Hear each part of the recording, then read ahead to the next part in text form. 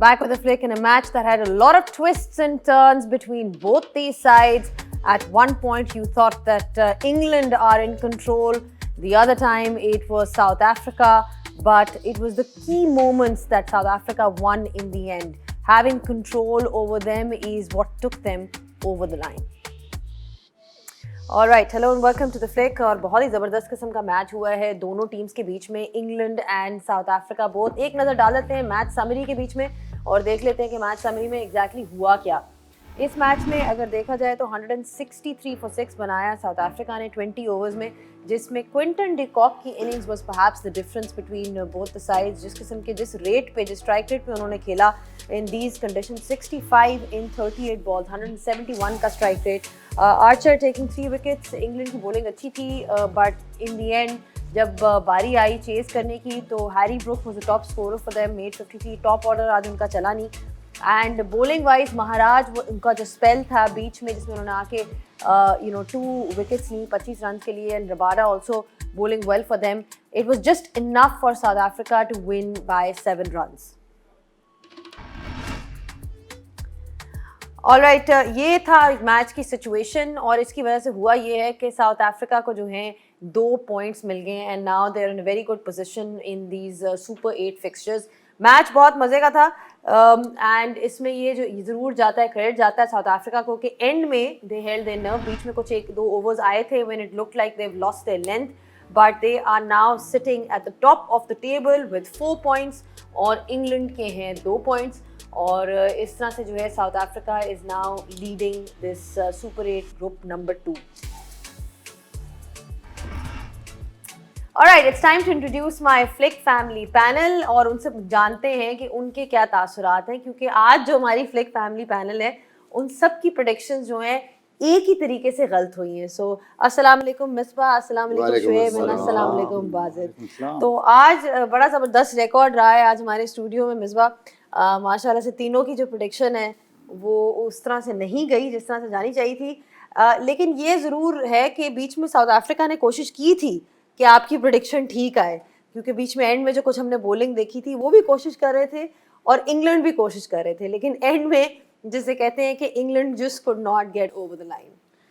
उन्होंने सारे ने ਝੂਠਿਆ ਕੀਤਾ ਤੇ ਵੱਡੇ ਦੋਨੇ ਜਿਹੜੇ ਵੱਡੇ ਐਨਾਲਿਸਟ ਇਹਨਾਂ ਦੇ ਵਿੱਚ ਲਾ ਕੇ ਮੈਂ ਵੀ ਮਰ ਗਿਆ.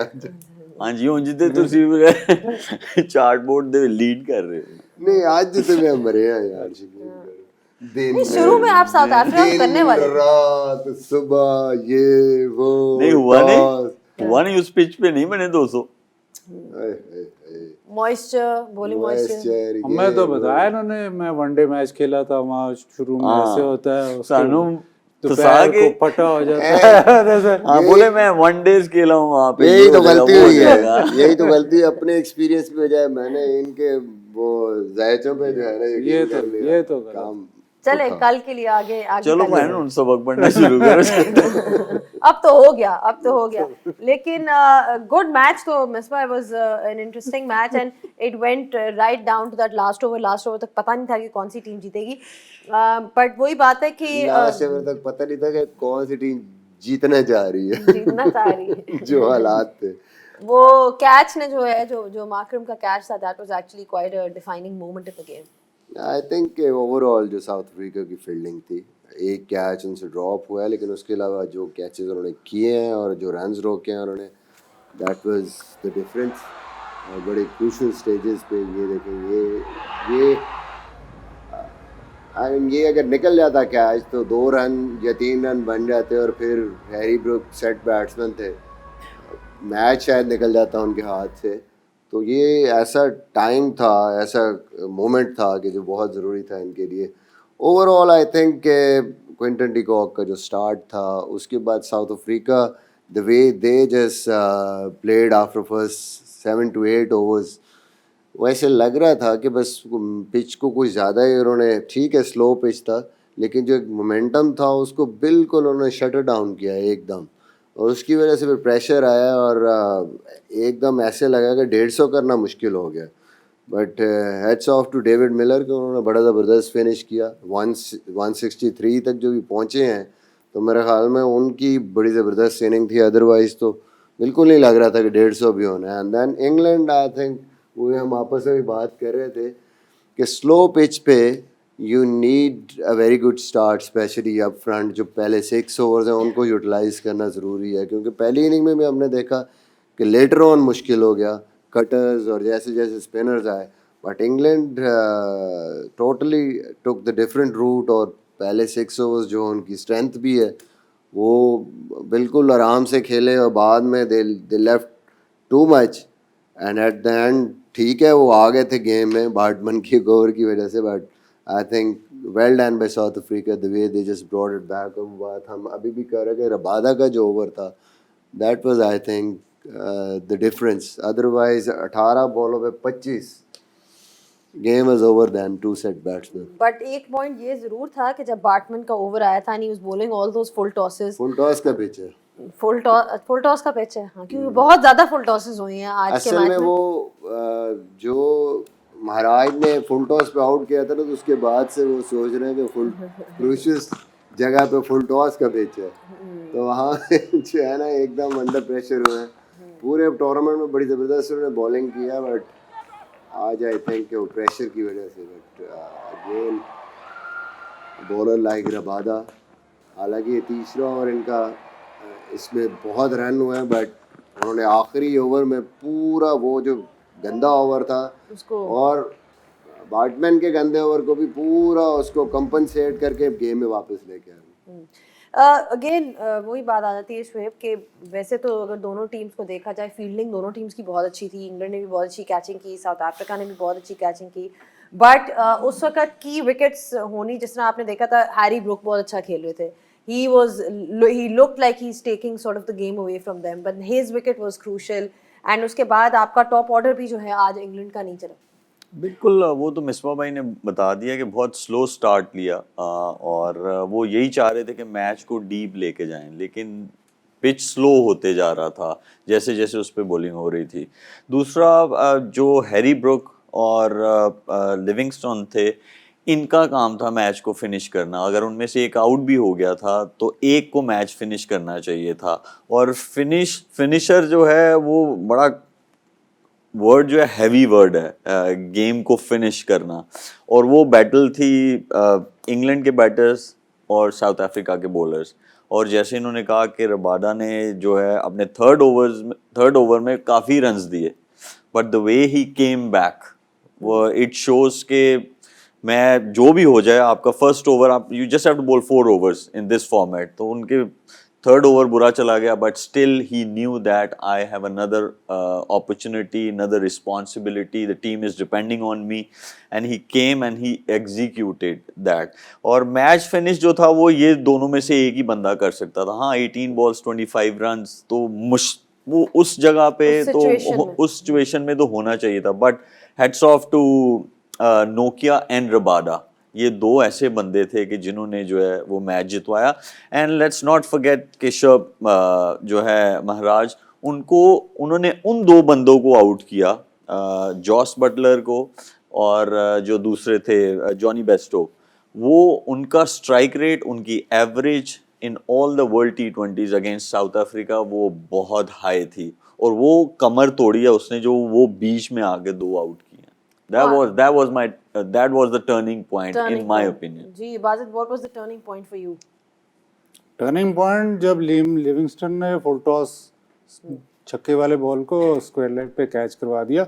जो 2 ओवर की बात करें, अगर आप पूरा मैच देखें तो जो slower one into the pitch या short of length into the pitch, वो बॉल कामयाब था। जो 2 ओवर जहाँ पे मैच बिल्कुल टर्न हो गया, जब बार्टमन ने तो खैर पिच का इस्तेमाल ही नहीं किया, उसने तो 5 फुल टॉस किए। जो आप रबाडा का ओवर जिसमें 18 हुआ है, वो pace on short of length जिस पे उसको रन्स हुए हैं। इंग्लैंड ने भी जब पेस ऑन किया है, जब आर्चर ने तेज़ बॉल किए हैं शॉर्ट ऑफ लेंथ, तो उस पर रन्स हुए हैं। जो बॉल विकेट पे ज़रा मारा गया है, स्लोअर वन कटर स्पिनर्स का बॉल भी, तो उस पर रन्स नहीं हुए। तो जो एलिमेंट शायद इंग्लैंड को भी बाद में थोड़ा समझ आया, जब राशिद को बॉलिंग दी तब समझ आया कि इस पिच पे पेस ऑफ करनी है। अगर आप क्विंटन की इनिंग्स मेरे ख्याल से वो डिफरेंस थी सारे मैच की, क्योंकि शुरू में ही वो उस पिच पे ऐसे लगा है कि हैरी ब्रुक में बाद में बैटिंग, लेकिन उस पिच पे ऐसे लगा कि सिर्फ क्विंटन को ही समझ आ रही थी कितनी पेस है। बट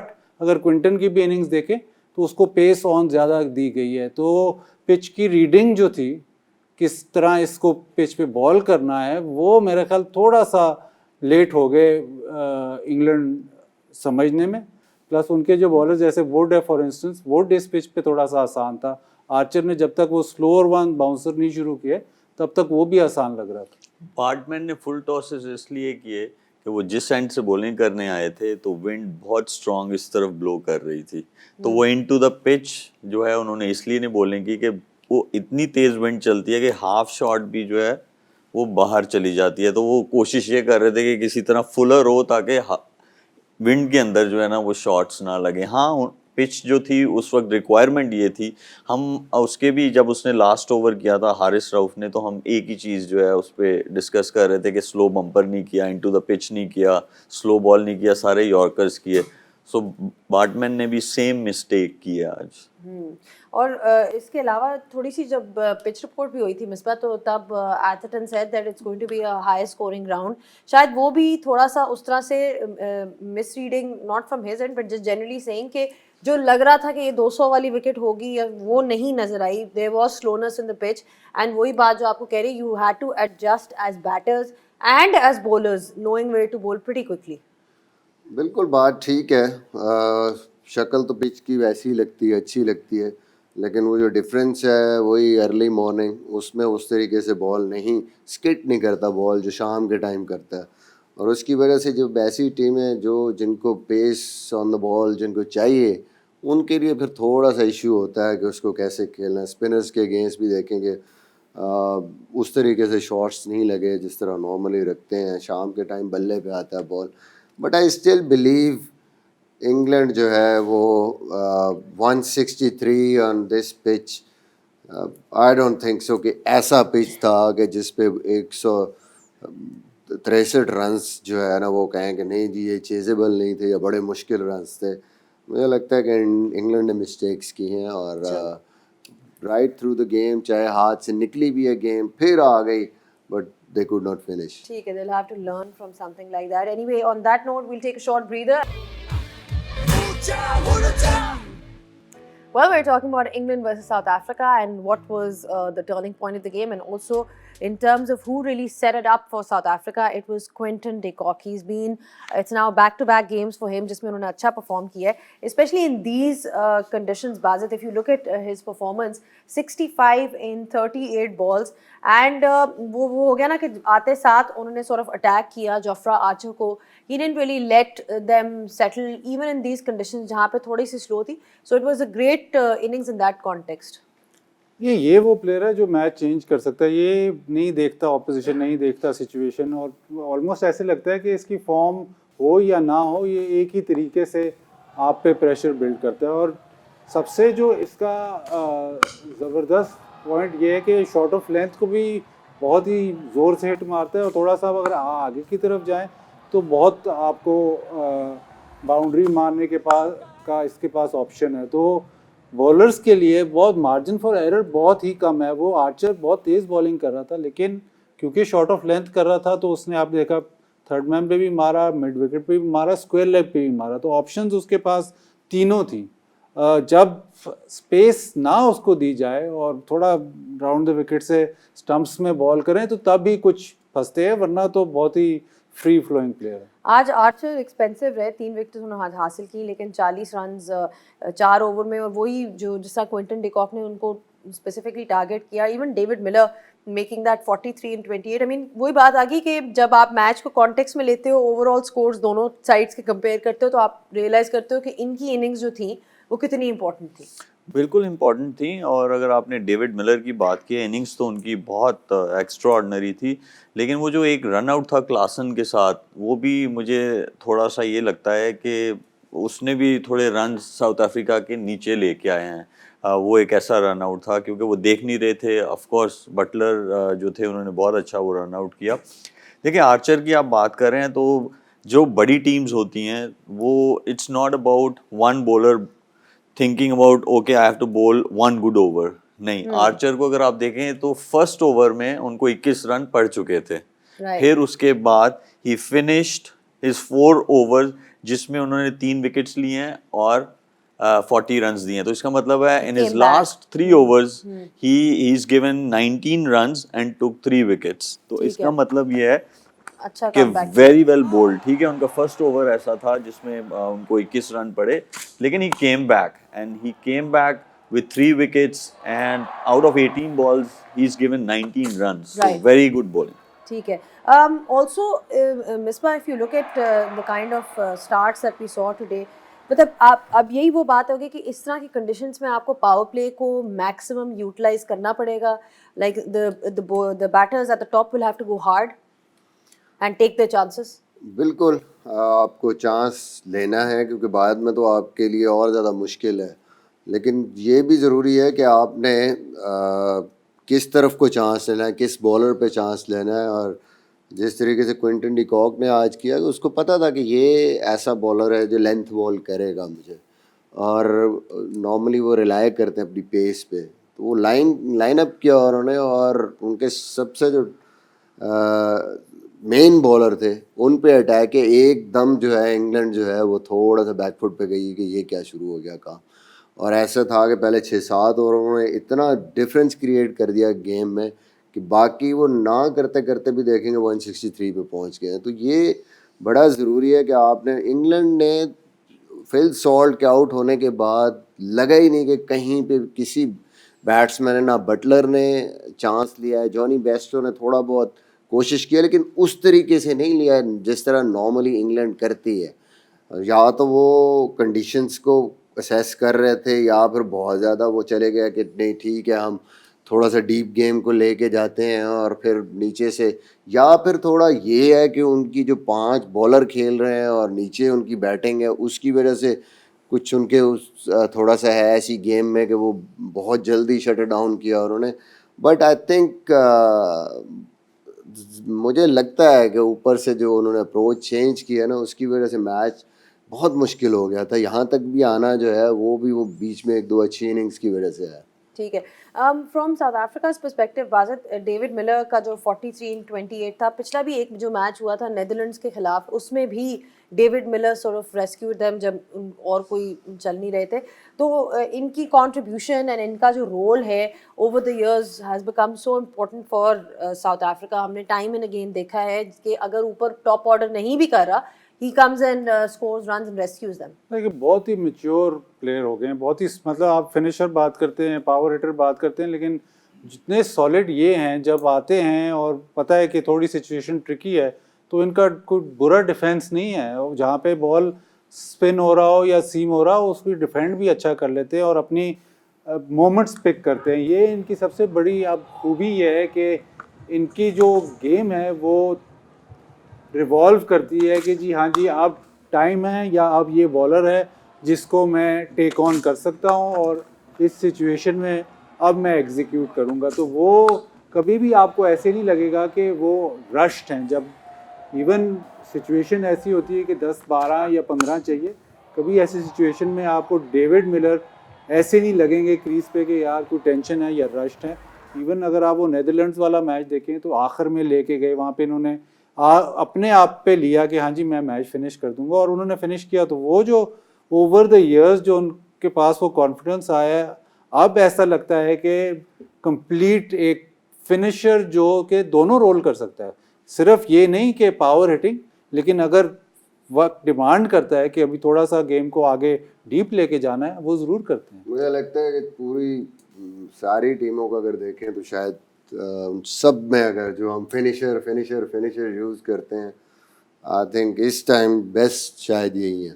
वो इसलिए बेस्ट हैं कि बाउंड्रीज तो सारे मारते हैं जो पावर हाउस है 5, 6, 7 पे, लेकिन इनको जो डिफरेंट जो दिखाती है चीज़ बाकियों से, वो स्ट्राइक रोटेशन, ये स्ट्राइक रोटेट करते हैं, इसीलिए वो अब ऊपर के नंबर्स पे भी आके जो है वो खेलना शुरू हो गए हैं। तो फिनिशर का काम सिर्फ ये नहीं है कि छक्के मारने हैं चौके मारने हैं, फिनिशर का काम है स्ट्राइक रोटेशन उतनी ही इम्पोर्टेंट है जितना इम्पोर्टेंट आपने 6s और 4s मारने हैं। सबसे इम्पोर्टेंट चीज़ जो है वो टेम्परामेंट, इस सिचुएशन में आके आप हिट एंड मिस या वन वे ट्रैफिक, वो नहीं, मतलब वो बहुत ही कंट्रोल्ड और बड़े बड़े आराम से, ऐसा लगा कुछ भी नहीं हो रहा।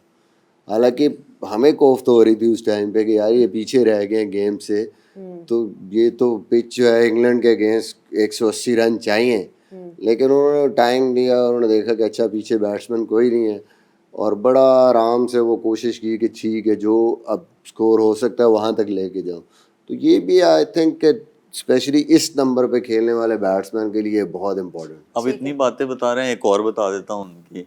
देखें, जब ये हिट आउट करते हैं तो ऐसा नहीं करते हैं मुंह उठा के सिर्फ ऑन साइड पे मारते हैं, Right. ये हर जगह खेलते हैं, और फिनिशर के लिए बहुत ज़रूरी है, क्योंकि फिनिशर जब फिनिश करता है एज अ बैटर तो मेन बॉलर्स जो हैं वो ऑपरेट कर रहे होते हैं, और मेन बॉलर्स जो हैं उनका भी दिमाग चल रहा होता है, वो भी फील्ड प्लेसमेंट ऐसी सेट करते हैं, आपके वीक एरिया को टारगेट करते हैं। जैसे बहुत सारे जो बॉलर्स हैं आउटसाइड ऑफ स्टंप चले जाते हैं, क्योंकि मोस्टली बैटर्स जो हैं वो टारगेट कर रहे होते हैं टूवर्ड्स ऑन साइड, लेकिन he is one of those जो डिफरेंट करता है, स्ट्राइक रोटेशन के साथ एक्स्ट्रा कवर पे भी शॉट मारते हैं, इधर भी मारते हैं, तो ये ही प्लेज ऑल अराउंड। जब Plays ये on हिट both मारते sides हैं of कि wicket. बल्ले से बड़ी खौफनाक आवाज आती है। बहुत हाँ जी, बीचों 10-12 चेन निकल आते हैं। ऐसे नहीं ही नहीं है। आती है, बिल्कुल बिल्कुल जान में बहुत हार्ड है। Hitter, complete hard hitter of the ball. लेकिन आज का मैच जो सेटअप किया था वो डेफिनेटली क्विंटन डिकॉक ने किया था, जिस तरह से उन्होंने शुरुआत की, gave South Africa the advantage to really sort of set the tone for the game.